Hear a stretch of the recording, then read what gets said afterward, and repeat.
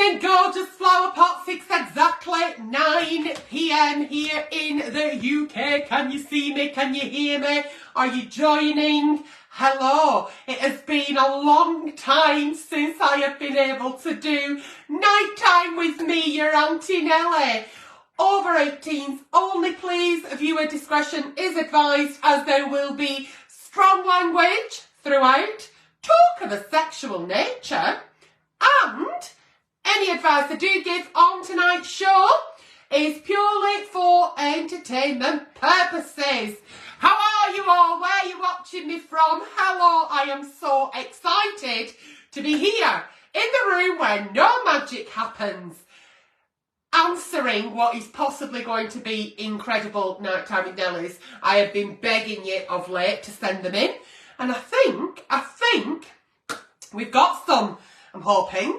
If you have sent in messages and popped in nighttime with Nelly, then it will have pulled through to the correct box and there should be some over 18s. I'm hoping they're not just like Sunday services. Somebody's watching from Finland, missed your name there, but hello and welcome. I am so excited. Good morning there to you in Sydney. So good morning, good afternoon, good evening, wherever you are watching me from. If you are watching on hashtag replay, hashtag catch up, welcome. It has been too long and I have missed each and every one of my gorgeous flower pots, and hopefully we're going to get some absolute fucking bangers tonight. I'm excited, a little bit nervous, a little bit anxious, very tired, extremely fucking tired. But here I am, I'm with you, we are live. Hello there in Dublin. So people are putting where they're watching from, but I can't see the name. So hello, Carol in Essex. Hello in Brisbane, Australia. Good morning to you. Is it? Yeah, it's morning, isn't it? Hello in Florida. Very early good morning. I have missed being live on a Wednesday night with you. Beyond excited to be here with you now, and you there in Middlesbrough who's watching. So without further ado, once again, anybody comments on your comments with gift, live, giveaway, what else do they put, prize, winner, it is a scam, do not fall for it. Please report them. I don't have moderators on my lives. If anybody comes in and starts acting like a complete and utter fucking bellend, leave them to it. Just enjoy the show. The hair. Let's talk about the monstrosity that is the hair. Friday, the 10th of November, I am booked into the salon for phase 2 of grey blending. Fuck knows what it's going to be like. Not a fucking Scooby-Doo, but let me show you what I want to do. If I show you what I want to do, you'll kind of get it. Yeah, maybe. So, that's where I am at the moment, and that's what I want to be. And then, my dream at the end will be this. You have to dream, you have to hope, you have to trust the process. Because a lot of people are going, Nelly, what the fuck's going on with your hair? And I'm like, I can't explain it, but just trust the process. Anyway, here we are. It is nighttime with Nelly. Just a little bit after 9 p.m. and we're going to get fucking going. For anybody that is watching on Catch Up Replay YouTube, I will link it in. We are starting at 21:04 hours. Let's go. Once again, any advice I do give is purely for entertainment purposes. If anybody comments on your comments with live, giveaway, prize, gift, whatever, it's a scam. And viewer discretion is advised. Let's go. We're going. We're opening the box. Let's open the box. It's open. Let's go. Oh, hang on. Here we go. Hi, Auntie Nelly. Hello. Hiya, dear Auntie Nelly. Okay, the hi, Auntie Nelly. Hello. Hi, Auntie Nelly. Hiya. Auntie Nelly, if you had a baby and since then you wear incontinent pads, how would you go on about getting over the fear of letting your man go down on you? Oh, we've gone straight in. Come on. I'm worried I'm going to be tasting not nice. Okay. But if it's one of his best skills, lol, and I miss it. Okay. Is it something I should worry about? What would you do? Thanks for listening. Okay, so let's start at the beginning.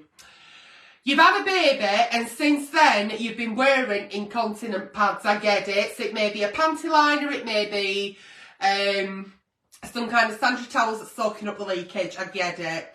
How would you go about getting over the fear? So you're obviously scared that it's going to put him off going down on you because you're leaking piss a bit and you might not taste nice, you might taste a bit pissy. Right, what is the concern here? Is it the element of surprise? Is he going to like surprise you and then perform cunnilingus on you? Is it going to be like a surprise? Like that fella in Tesco, he's my boyfriend. He doesn't know he's my boyfriend, but one day it'll be a surprise. We've actually split up a few times. You don't even know anything about that. Anyway, back to the actual show. Right, when we are preparing for sexy times with our partner, we do things to prepare, don't we? Whether it be a bit of Vaseline so your lips don't get dry, bit of makeup, I don't know, sexy underwear, shower. I'd say actually the priority would be a bath or a shower. Then you're fresh and you're clean. Have you heard of double voiding? I know about double voiding because in September I had a bladder operation. So what double voiding is before the act of intercourse, I mean, limit your fluid intake. I'm not saying dehydrate, I'm not saying don't drink, but not having pints and pints so you're more likely to piss or need a wee, do you know what I mean? Less leakage. So limit your fluid intake at maybe an hour or so before the act. And double voiding is, and I only just knew about this and I double void now. So go for a wee before you think it's going to be sexy time. Have a little bit of a femme fresh wipe, nice and fresh still. And then just before you leave the bathroom, sit down again on toilet because you think you've weed, but you might have a little bit of residue, especially if you're a lady that is having to use an incontinent pad. And if you're not sure whether you've done a big wee or not after you've done your wee and you think you've weed, do a cough, have a cough on toilet or a bit of a bounce or a bit of a rock, and more wee will come out, and then you're emptied, and then you're ready to get down on your back, put your legs up and let him wear you like a fucking pair of sunglasses. That's all I can say. As for you not tasting nice, unless you have got an infection and you smell like Fleetwood Docks, then I think the taste will be absolutely fucking fine. I mean, I don't think when they're down there having the fucking lunch, they don't know if it's fucking cum that you're pissing out or piss. They haven't got a fucking clue, let me tell you. They have not got a fucking Scooby-Doo. So I won't worry about it. I'd let yourself go, put those little steps in place and enjoy it. Enjoy time with your partner. Enjoy it. Let him binge on your minge flower. Have a good time. Moving on. Moving on. Dear Auntie Nelly. Oh, heck, there's another one here. I had a baby 7 weeks ago and I'm worried about having sex. Oh, I would be. 7 weeks? Oh, Jesus. Because I'm still hormonal and worried about pregnancy again. Yeah, I'd be fucking not worried. I'd be fucking terrified. I keep thinking, what if one of the condoms that we are using, you are already having intercourse 7 weeks in? Wow. What if one splits? Oh, you've spelt splits as well. S-P-L-I-T-Z. Love that. Split. Reminds me of banana splits or the splits. I feel like I'm overthinking it. I'm waiting on nurse to tell me if I can get a marina coil fitted. How do I go about not worrying about getting pregs again? Thanks. Just don't let him fucking shoot his muck inside you. He doesn't have to penetrate you like that. He can penetrate if he wants, but if you're absolutely terrified, keep his penis away from your vagina. You can do lots of other things, be intimate. You can do lots of lovely, sexy things that are still really nice, really enjoyable without penetration and ejaculation. I mean, what does ejaculation actually fucking lead to? You don't have as much of a nice time as what they do. Sometimes you've even got to finish yourself off and then you laid it fucking wet patch and you haven't even had a nice time. So I'd say lots and lots of foreplay without the actual penetration and the ejaculation. Because you're not going to be comfy, are you? You're just going to be doing it kind of to please him. But you're going to be terrified thinking one of his spermatozoa things is going to accidentally come through the condom, cause it fucking burst the splits, and it's going to impregnate you. And that is not sexy. That is not at all sexy. So feel that you want to be intimate with your partner, absolutely. You fucking crack on, Flower. But it's not all about penetration and ejaculation.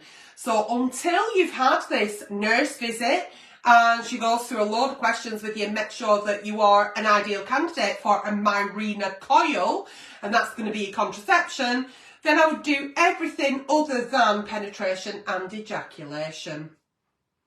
There you go. So you don't need to be terrified.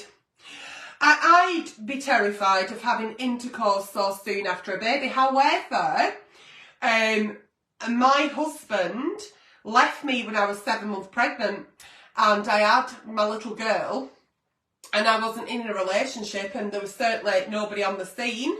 So I don't know, but in those first 7 weeks, well, I don't know if it was because obviously my husband had left me and I was feeling abandoned, whether I wasn't feeling very sexy. But if you are feeling sexy, that's okay. I'm not saying you shouldn't have sex or be sexy maybe a week after giving birth. I don't know. I'm terrified for you, because not just that, it's you could have 2 babies the same year.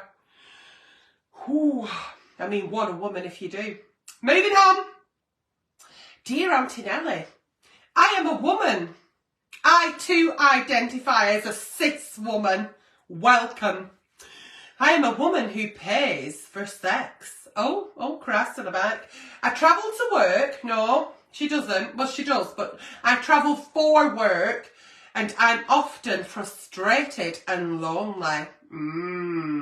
She got wrinkly fingers, I think, and she needed someone else. The idea of cruising a nightclub or trying to pick up a guy in a bar doesn't appeal. I mean, yeah, I'm not good at stuff like that. I'm not good at picking people up or trying to chat people up, or I'm not good at going to nightclubs. I like to be in bed at 9 o'clock. It's been a real fucking struggle to get me here tonight. Moving on. So I use escort agencies to fill in a gap. But is that the word you use for your vagina? Gap. You use escort agencies to fill in a gap. Or do you mean the loneliness and the frustration is the gap? I'm not sure, because vaginas are called all sorts of things, aren't they? But, yeah, okay. None of my friends or family know about my secret. Well, they don't need to, do you? Because that's your personal life, what you do behind closed doors. Fuck all to do with anybody else, Flower. You're a grown woman, you do as you please. On average, I spend at least £300 a month on escorts. £300 a month, Jesus, tonight. I call the shots and my date does whatever I say. Oh, should I be ashamed about it? Am I a terrible person, Auntie Nelly? I don't think so, Flower. People might spend £300 on an handbag or on a jumper, on a coat, on a pair of boots, on fucking Uber Eats, other things like Just Eat and fucking all them other fucking apps. Did somebody say Just Eat, Uber Eats, whatever. Yeah, they're all available. No disclaimer here. Somebody might spend £300 on having the rage on and still be sat here with fucking grey roots and wondering what the fuck's going on next. Skincare, cosmetics. It's your money, you earn it. You're a grown woman. It's consensual.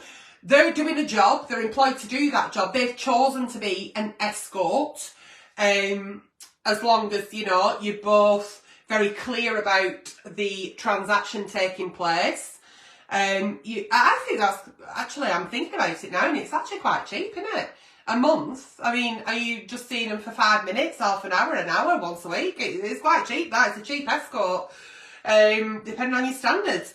But yeah, you earn your money, you're feeling lonely and frustrated, you can't be arsed with fucking swiping on fucking apps, picking up strangers in nightclubs. At least it's a safe way to do it. They're regulated by whoever they work for. So, it's your money, spend it as you wish. Just be safe And I don't think it's anything at all to feel ashamed about or embarrassed about or making you feel like you're a terrible person. There's people out there that go and pick people up and will be allowed to be picked up, and it don't cost them a penny. Are they better off or not? I don't know. If that's your bag, Flower. But my worry is, when you say you're lonely and frustrated, you travel for work, you're using escorts, you're spending money on escorts, are you limiting yourself to like maybe meeting someone then, because your hobby, let's call it, is taking up some of your time, that maybe you're limiting yourself on meeting someone who could help you with your loneliness and frustration, and it can flourish into a lovely relationship. So if it becomes something that you're doing all the time and then it's taking your time up and you've no actual time for, let's say, the real world and real relationships, then it will be a problem. But for now, I don't see the problem. Enjoy. Treat yourself. Treat yourself. Yeah, why not? Why not?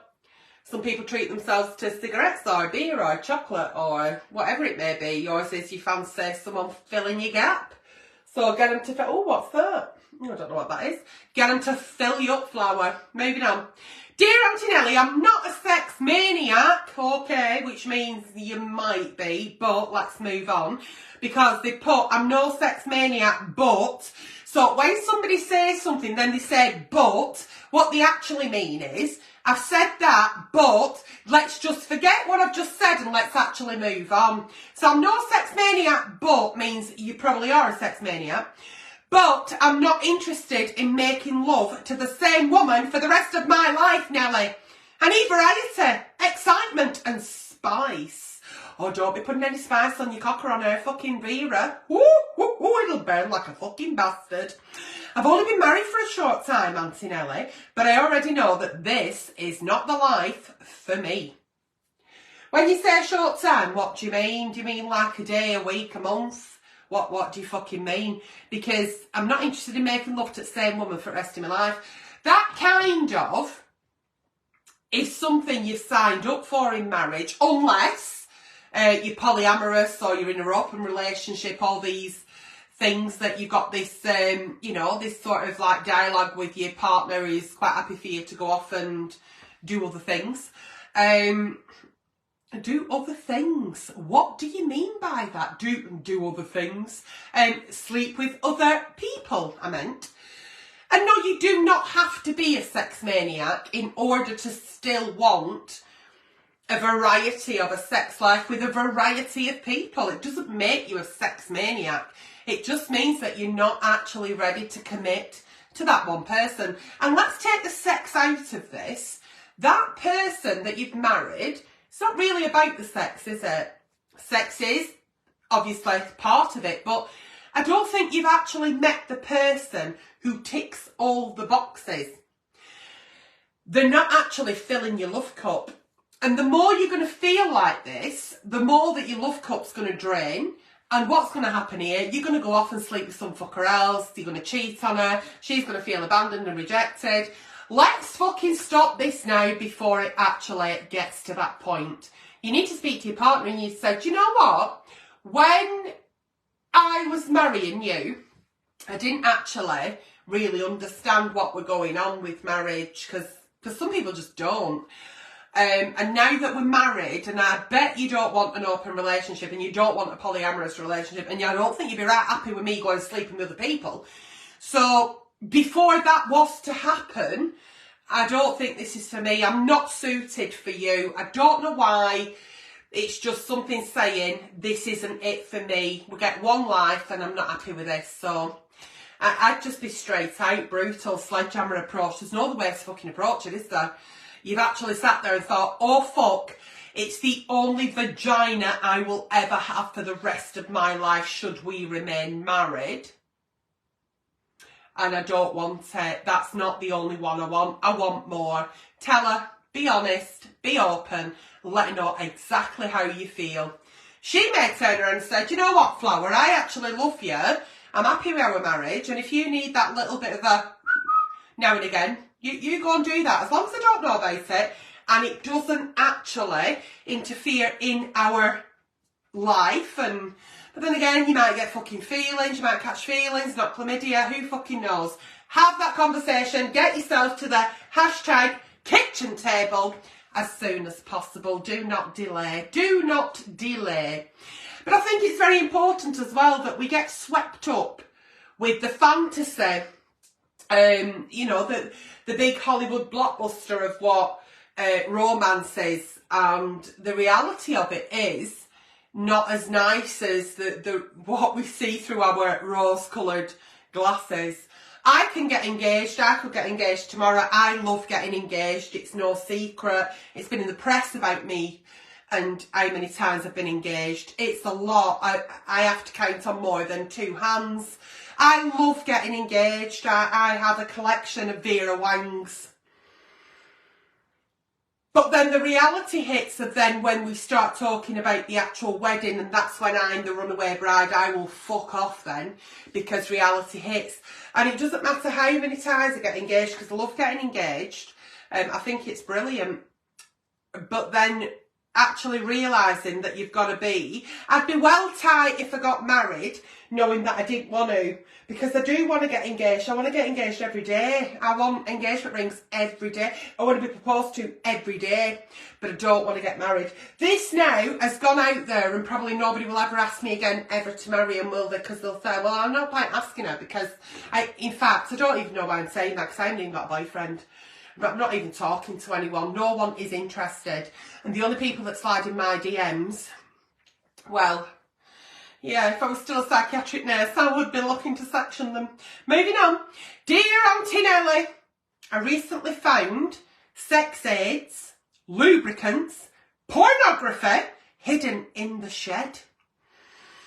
Oh, when I confronted my partner about it, he claimed he was looking after it for a mate. Of course he is. Of course he's looking after his fucking wank mags and a big fucking dildo. And a tube of KY jelly. Of course he is. That's what best mates do. He denied it and said it were his mates. But I pushed and pushed and pushed.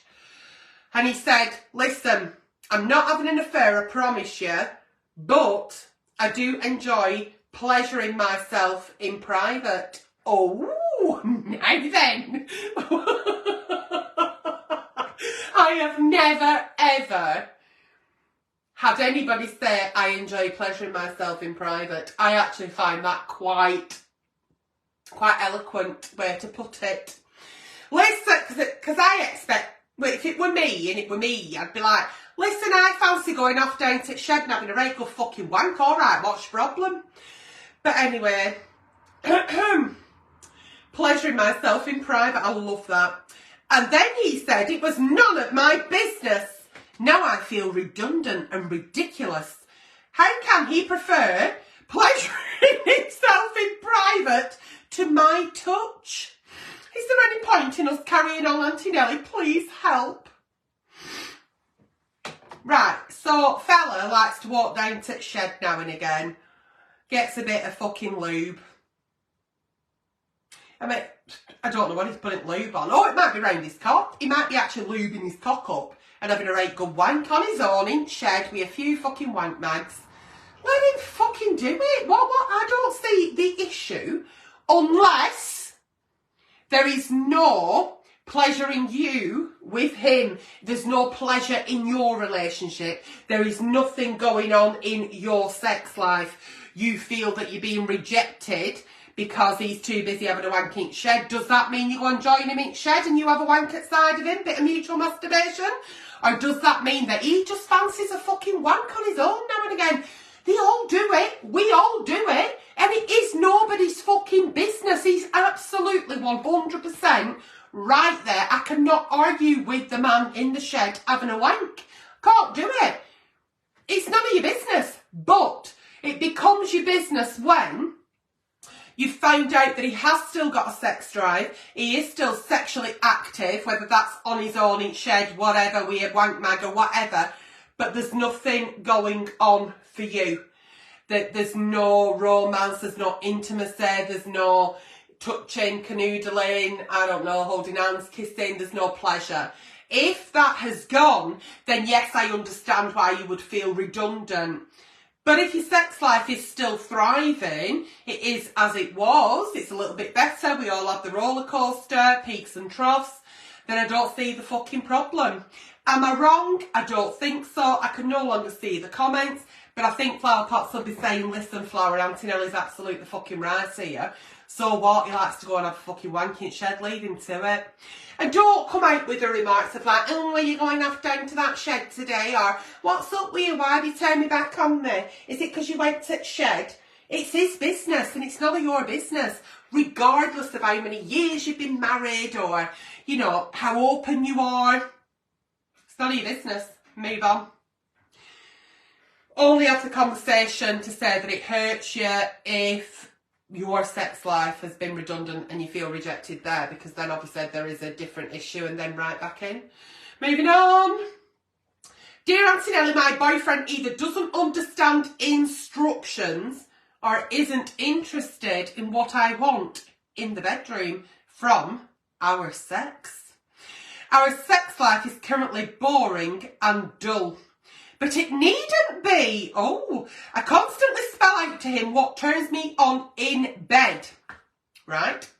I like having my ears nibbled, my neck clipped, and my nipples rubbed. I'm rubbing my nipples, but because I've no bra on, they're down near my fucking ankles, so you'll have to imagine that. Anyway, these are my pleasure points, and given time and attention, I'm red hot. Oh, yeah, he don't get it. He just won't do it. We get into bed and he goes straight to full intercourse. Don't even do any foreplay. Why won't he listen? Has he got cloth ears? Has he got cloth ears? Are you saying, oi, cloth ears? I don't know why he won't listen. I don't know him, sweetheart, but you've made it very, very easy for him, because we don't actually come with a manual, but you do. You give him that manual. You've not like been the keeper of the secret of what it is that gets you going and red hot. Because men don't actually know, do they? They don't know whether to rub it this way or that way or that way, or fucking blow on it, spit on it. They just try everything, don't they? And if you dare make a noise or a wince, they think you love it. Or if you say, don't stop, they love to stop. So I think a lot of men don't actually listen. But because you've told him exactly what to do and he's not doing it, have you actually said to him, is there a reason when we go to bed and it's our sex time that you don't actually do what it is that I really like? I really like having my ears nibbled and my neck licked and my nipples rubbed. I really like that. I really enjoy it. And what I don't want to do when we go to bed next for a sexy time is, you know, have to grab your head and make you lick my neck and nibble my ear and put your hand on my nipples to rub them. I'd like you to do that because I really like that. So because I really like that, what is it I can do for you that you really like? Because next time we do go to bed for sexy time, I don't want to have intercourse. I want you to do these things. I want to do some foreplay. Maybe tell him that mutual masturbation really turns you on and show him how you like it. It sounds to me pretty simple because I've watched a lot of porn. I know how people nibble ears and lick necks and rub nipples. You know, I've watched films after midnight. However, maybe he hasn't. Maybe he needs you to show him. Maybe he learns a different way other than through his speech. Maybe he's kinesthetic. Who knows? But I would certainly have that conversation and say, listen, this isn't working for me. It's not what I want. And I want to see if we are sexually compatible. So please, can we try? And if it's once again, no, I'm not listening, it's going to be like this, my way or no way, then there's the door, Flower. Off you fuck. Hashtag bye Felicia. And move on to somebody. When you meet the next person, I'd ask them, you know, like, what's your star sign? How many siblings have you got? Would you get a Chinese or an Indian? All the questions that you ask that, yeah. I'd say, would you nibble my ears? Would you lick my neck? And would you rub my nipples? It's a very important question. And if they say yes, then make them sign something and you'll be fine. I need some water. I'm a bit dry tonight.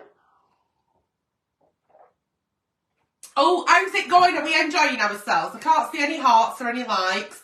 Please do send me some hearts and some likes and let me know in the comments if they eventually do show up again. If you are enjoying Nighttime with Nelly, back. I'm back, baby. The bitch is back. I'm not actually a bitch. I'm not. I'm actually a really nice person.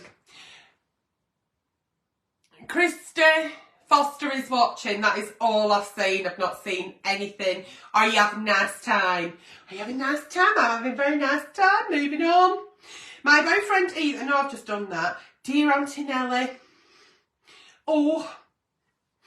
It's the first sentence that makes me go, oh dear God in heaven, where are we going? Because you do know that I don't open these until we go live. Because otherwise there's no fucking point doing it. If I know what it's going to be, it'll be shit. Because I'll start thinking, oh God, she's going to ask that, and then I could say this, or I could say, my answers have to be off the cuff, otherwise there's no entertainment. I look quite shiny, don't I? Sebum. Not semen, sebum. It's been a long time since any 2019 it were for me. It were August 2019. What we in now? 2020, what are we in? 2019, 20, 21, 22, 23. In 4 years? August 2019. Am I right? Have I not had anything in 4 years? Fuck off. I must have done. I haven't. August 2019. So we're in 20, 21, 22, 20. 4 years in August, September, October, November. 4 years and 3 I've healed up. I am the fucking Virgin Mary again. I am. I've healed up. It's 4 years and 3 months. I can't believe that. That is fucking brilliant. I'm well happy with that. I am well happy. I am once again a very clean vessel. My vagina will now, I'm hoping, I'm not going to have a look at it because I don't want to see it.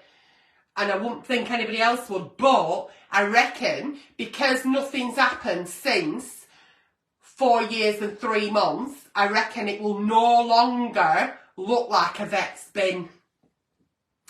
Might have a squat at weekend if I'm feeling brave. But yeah, 4 years, 3 months, I reckon my vagina will no longer look like the inside of a vet's bin. Ah! Oh! Dear Auntie Nelly, I'm deeply ashamed of many things I've done in my life. From blowing cash in casinos and ripping off mates. Oh, brilliant. To upsetting my parents, who no longer talk to me. Oh, Jesus Christ, on a bike. I spent most of 20... Oh, no. Wait a minute. I've gone wrong here. Right. Deeply ashamed because you've blown your money in casinos, you've ripped off mates, and you've upset your mum and dad. Nobody speaks to you anymore. Or is it just your mum and dad? Your mum and dad don't speak... Oh, you no longer talk to your mum and dad. You spent most of 2000 and... I think that says 17. You've typed it a bit wrong. No, this might say 2019. Anyway, you spent some time in the millennium having sex for cash. Oh, with women in order to pay rent. Ah, so you were... Oh, are you the escort from earlier? So, right, okay. Don't get me wrong, Nelly. Oh, I'm not going to get you wrong, Flower. No, I'm not going to get you right either because you're not making fucking sense in this. You need to retype it or use chat AI or editor to check your spelling. I had some absolutely brilliant times. So don't get me wrong, Nelly. I had some absolutely brilliant times before I hit rock bottom. Oh, heck. And then I reinvented myself. Oh, you were like a phoenix in the ashes. But I can't see. Can you? No, I can't fucking see. What have you done here now? All right, you've put lots of dots. I can't see dots. 3 lines of dots. My very proper girlfriend being too impressed to hear I used to be a player. Oh. Do I really have to tell her everything in order for our relationship to go any further? Has she asked you? Has she said, why don't you speak to your mum and dad? Why have you got no mates? Why? Has she asked you that? And then you're thinking, well, I've no mates because I ripped them off. Don't speak to my mum and dad because I ripped them off. And she asked you. I think whatever happens in the past, it's behind you. You've moved on, like you said. You feel ashamed. You probably do feel slight ashamed because your mum and dad are so important. They're your parents that brought you in this world and they're the only ones really who should be able to take you out. My mum used to tell me that all the time and I never really understood it. And then obviously I had a teenager once in my life and thought, right, and you've ripped your mates off. It is something to feel ashamed of. When you say that you hit rock bottom and then you reinvented yourself, did you put those wrongs right? Do you now speak to your parents? Do you now have the friends back in your life? Or is it a case of you severed those ties and you've moved on and you're a different person now? You don't always have to tell our partners that we're with all about ourselves. We don't have to bare our souls. There are certain things that you are allowed to keep personal, private. There are certain things that it's okay to never talk about them. So the fact that you were an escort and you did that to pay rent, the fact that you blew a load of cash in casinos, I've never been to a casino, but I think loads of people do because that's how they make the money, they take it off you. I don't think you need to bare your soul to your partner. And the thing is, what you're feeling is deeply ashamed and a little bit like a low-class citizen because you say you're a very proper girlfriend. So maybe she's a lady that's got morals and values that you've never really come across before. Maybe she's quite posh. I don't know. But you're sort of like feeling guilty. You're going down a guilt trip. And I think rather than thinking about explaining yourself to your girlfriend, who may have not even asked you to explain yourself, is it maybe time for you to maybe have that conversation with your mates as to why? Not begging them to be your mates again, but maybe to apologise. And I think when we do look to apologise to mum and dad, mates, people we've done wrong, because none of us perfect, why are we apologising firstly? Are we apologising because we really, really, from the bottom of our hearts, mean it and we're so ashamed and I can't believe I did that and I must say sorry? Or are we apologising to make ourselves feel better? If we are apologising about anything to make us feel better, it's not a true apology. It's once again a selfish act. So you do not need to spill your heart and soul to girlfriend, regardless of whether she's proper or not, very proper, whatever that means. Because some things you can keep to you, it's nobody's business. Your past is nobody's business. You never have to disclose that. But if she does become a girlfriend, turns into engagement, turns into marriage, obviously it's not me because I don't like marriage. You know, maybe you want to tell her a little bit more as to why things have turned out like they have, why you don't have that relationship with your parents. As for mates, I don't even think that needs to be discussed, but I think if it does go into serious category, then yeah, baby, you may have to say, listen.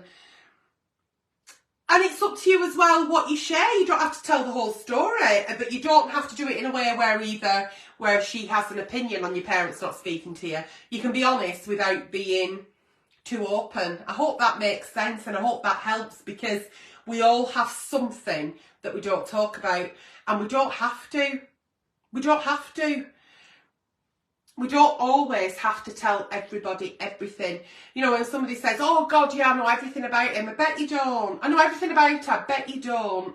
We all have something that we don't talk about, and that's okay. But if you are looking to do an apology and it's heartfelt, I would definitely go and see mum and dad first. There's nobody like your mum and dad. You only get one of each. And if you can sort of build a little bit of a relationship, because what you're feeling, believe me, they'll be feeling that times 1,000 million because of your parents. And it is what it is. I don't know what you've done as to why you no longer speak. I don't know what you mean by you've ripped everybody off. I don't know. But yeah, the only real conversation that needs to be had here is with your parents, rather than with this partner that you feel is very proper and he's probably knocking your confidence a bit and making you feel less than. Congratulations on rising from the ashes and looking back and realising that you made some mistakes. We all do. We all do. Unless you actually, you know, harm an animal or do anything against children, you're always welcome at my door, because none of us are clean. None of us are white. We've all done something. So there you go. Moving on. I think they're the only two things that I wouldn't be able to ever forgive. Ever. Moving on. Got a bit serious that, didn't it? Oh my God. Right. Dear Auntie Nelly, my colleague and I have been having an affair for 9 months, and I thought it was heading somewhere in the bin. However, he's just admitted he still has sex with his wife. And he does it to keep the peace at home. Oh, God almighty, I've got to feel for him. While he's fucking his wife. Yeah, all right, love. I saw recently, I couldn't believe how different to me she is. She's really frumpy, and I'm not. Are you not? Are you not? How can he fancy us both when we're so unalike? Do I not mean anything to him? I don't think you have to mean anything to him, Flower, because you mean everything to your fucking self. How fucking dare you? How dare you? How dare you write into my page and call yourself a flower pot when you're fucking someone's fucking husband? And they're not just fucking her husband, but you see the poor woman and you think I'm better than her. What makes you think you're fucking whiter than fucking white, eh? Firstly, you need to wash your fucking knickers and your fucking fanny. You need to clean your skirting boards. And you need to leave everybody else's fucking husband alone. Get your own fucking man. If he decides to cheat on his wife, that's his fucking problem. Do you not think he's spinning you a fucking yarn? Oh, yeah, I have sex with my wife. It's horrible. But I do it just to keep the peace. Fuck you and fuck him. And fuck the fucking lot of you that fucking cheat.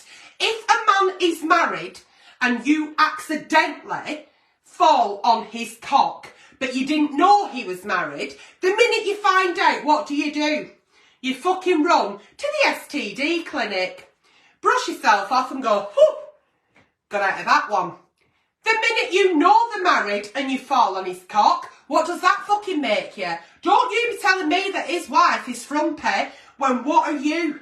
I would love to tell you exactly what you fucking are, but I'm only back for the first time and I don't fancy a ban. Okay, I'm already permanently banned on fucking Tinder. And I can't go on Instagram lives anymore for more than 3 minutes because they fucking cut me off. But let me tell you now, how fucking dare you? And if you are watching, once again, how fucking dare you look down on another woman in any sense, regardless of who she fucking is.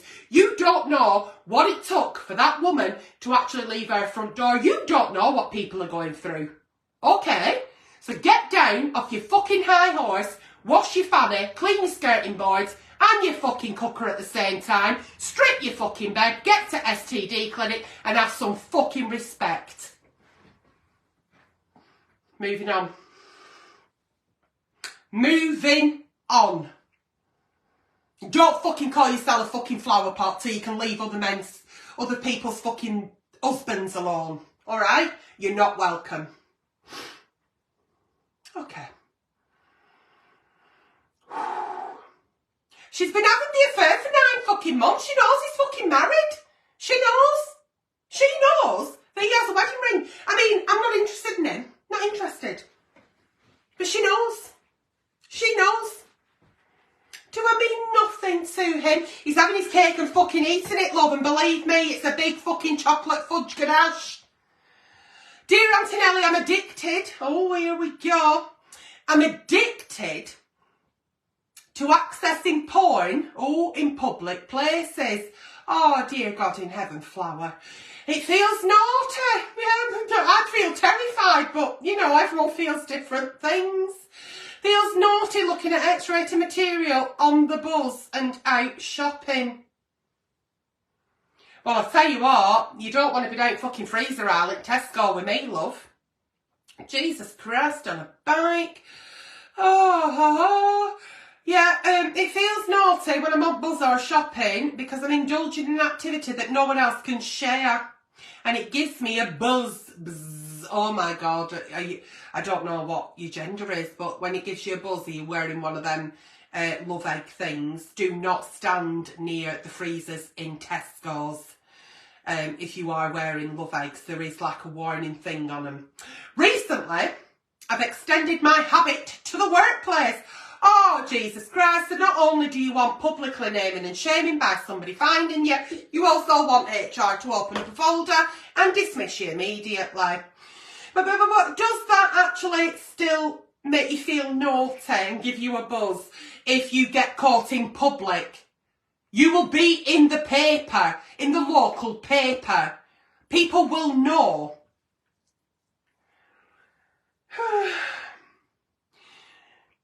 I have fun, but my girlfriend says I have a problem. Okay. Do I have a problem, or am I simply following a popular trend? There is nothing trendy or popular.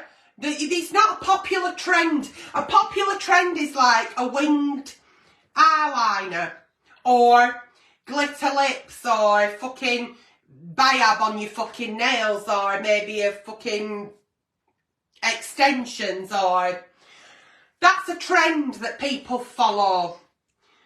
Accessing porn in public places, on the bus, shopping and at work is not a popular trend.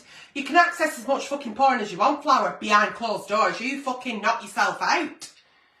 But not in public, because it's illegal and you will get arrested and your name will go in the paper and everyone will know. Now, you may not think it's a big thing, but that can impinge on you when people are Googling you, maybe jobs in the future. You are putting yourself in a situation where you are going to lose your job and it may hinder you finding a job in the future. Your girlfriend's absolutely right saying you've got a problem, and I think you should absolutely stop it immediately. Immediately. You're putting yourself in danger and the rest of your life in danger. And that's all I have to say about it. I'm not against people watching porn, accessing porn, as long as they're of legal age. I really don't see the fucking issue with it. But in public places, no. On the bus, absolutely not. Shopping, no. At work, absolutely not, no. No. I can understand that excitement, that naughty, they don't know what I'm doing. It's weird. It's fucking weird, so stop it. It's weird, you're weird. It's not a popular trend. Stop it. I'm still absolutely fucking raging at that cheating little cunt. Raging. Set me up. It's really set me fucking alarm off as that.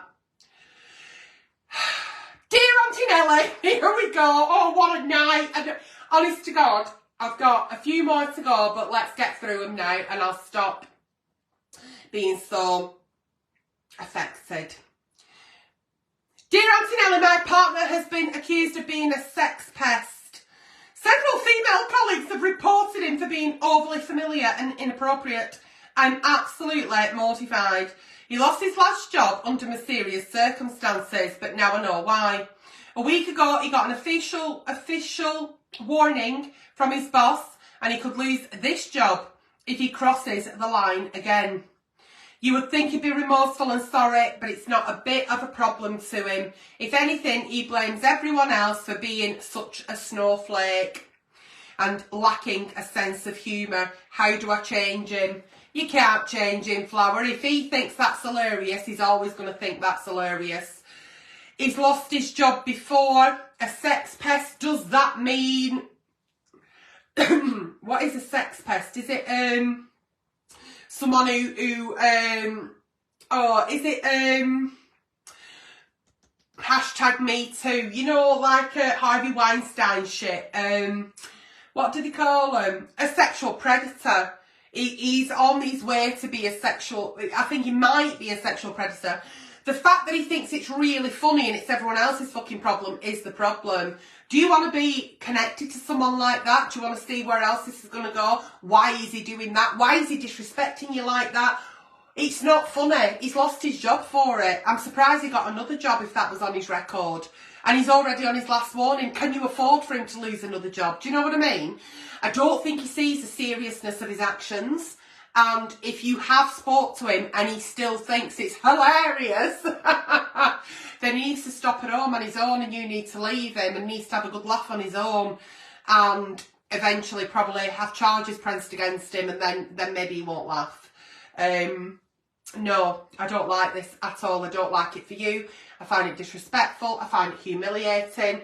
And the fact that he takes no accountability. Is this really somebody that you want to be with? There's no remorse. There's no empathy. He probably is a psychopath. Leave him immediately. Moving on. Jesus Christ almighty. There's me going, please send some dear Auntie Nellies in. Whew. Dear Auntie Nelly, I never have sex on a first date. Good girl, boy. Good you. I don't know who it is. My rule is at least 6 dates. Oh, plus texts and meals and 2 decent gifts. I love it. Go on. So you'll only have sex if you've been out at least 6 dates, got some texts, good meals and 2 decent gifts before you sleep with someone, right? Potential lovers have to prove they are genuine. Oh, right, okay. However, the last couple of men I've explained this to have laughed at me. I do apologise if you're watching and I laughed. It was just the sheer excitement and joy that somebody would have to give you a gift to be able to be allowed into your intimate areas. I've gone so wrong in life. One accused me of wasting his time and another accused me of being a gold digger. I'm 30-something and believe that I have standards, and I believe that this is something I should be able to stick to, and a potential partner would do this. Am I right? Yeah? You don't want to sleep with somebody until 6 dates, 8 dates, 12 dates, 6 minutes. You do you, Flower, as long as it's consensual. If you want somebody to buy you presents, gifts, you see, should be given, they should be lovely and they should be thoughtful. And it should be because that person thought of you when they saw such a thing. But to expect gifts, I expect you to, I mean, what kind of gifts are we talking? A Terry's chocolate orange, you know, a Vera Wang wedding set, a lounge suit, a Birkin handbag. What we're talking in gifts, what do you expect? It's almost like you're asking them to pay for you. Am I being a bit brutal there? Am I being a bit harsh? I don't think so. If he wants to take you out on dates and you enjoy the dates, does it have to get to number 6? If he buys you flowers, is that deemed as a gift? I think your standards are that high maybe, and you've set yourself up for a loss really. You've set yourself up that if they don't do this and this and this and this, then I'm not doing that. Well, it's not really like that in a relationship, is it? It's about give and take and it's about compromising. And he might buy you gifts. It might be a pack of Jelly Babies, which I love. And I would be delighted for. I'd give him full access to intimate areas if I got Jelly Babies. That's just me though. And that could be 3 minutes in, if it felt right. I think take away all these kind of, they have to do this for me to do that. And just be a little bit more relaxed and enjoy yourself and get to know the person.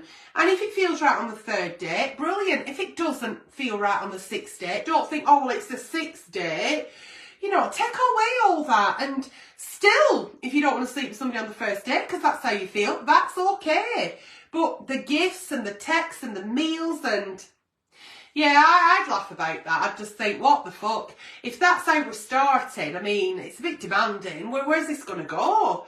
Yeah, it's a bit unreasonable. You're not wrong. It's just a bit unreasonable. So I think I'd take out the gifts, take out the expectations of these wonderful meals. And, of course, you should get texts. That's standard. And, of course, you should not sleep with somebody until you feel that it's the right time. And then you have that conversation, don't you? So, the amount of gifts I could have got though, Flowerpots, the amount of gifts I could have got. I'm sat here with no gifts, no Jelly Babies. Auntie Nelly. I have always been single because I am ugly and nobody wants me. I doubt that's true, but moving on. My next door neighbour go at it like rabbits every night. Oh, Christ, on a bike. And it makes me so horny that I have to masturbate. Oh, now then. Can't look at them when I see them in the street because I feel so guilty. Is there something wrong with me? Apart from being ugly, I mean. Thanks. You know, because you're single, do you think because you're single, that must mean that nobody finds you attractive? Is that why? Because I don't believe there's anybody in this world that is ugly. I do think that there are people who are aesthetically pleasing more than others. But it's what's inside, isn't it, that makes you a beautiful person. I truly do believe that. Attraction's there, isn't it? Like, oh, he's nice or she's a beautiful girl. But they could be an absolute fucking cunt on the inside. And then, regardless of what they look like, they're just a piece of shit, aren't they?